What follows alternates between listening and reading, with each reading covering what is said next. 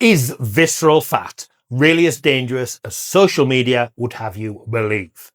Yes, actually it is. But if I were you, I still wouldn't worry about it. I would focus on the fundamentals: weight training, nutrition, activity and recovery.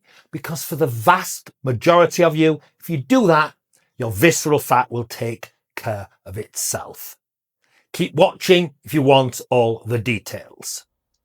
My name is Matt Lazenby. I'm the head coach here at Built for Life. We work exclusively with men over 50 who want to get in shape, physically, mentally, and emotionally, make the rest of their years the best of their years.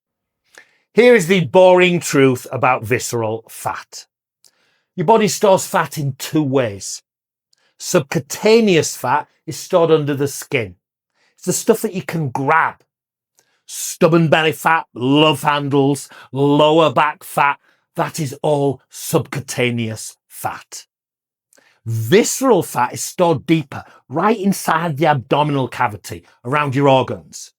And visceral fat is more dangerous than subcutaneous fat, which essentially just sits there, because it actively releases inflammatory chemicals that can disrupt your metabolism.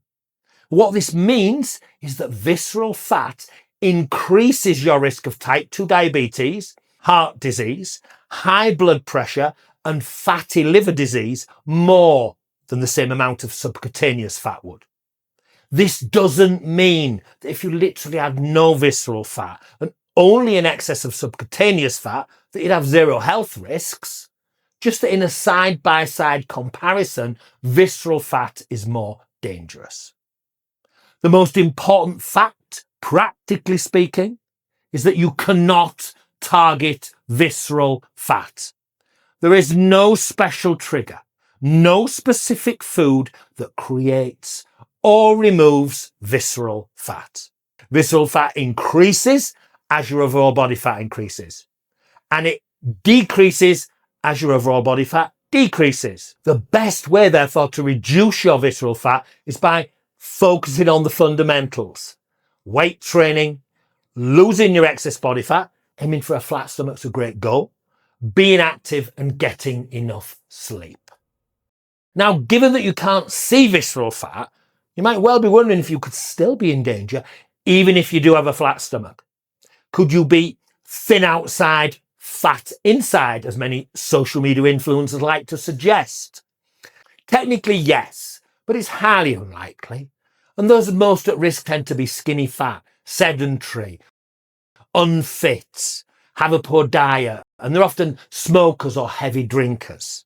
Does this mean that it's impossible to have excess visceral fat if you have a flat stomach, a healthy diet, you weight train regularly, have an active lifestyle and sleep well? No, but the chances are so tiny that it's not something I would be concerned about. And if you are, go and get your visceral fat measured. Find out for certain. And then you can stop worrying and you can take action if you need to. So there you have it, the boring truth about visceral fat. If you want to lose body fat, you can find out how to get started in this video. And if there's anything else you would like me to cover in this series, please let me know.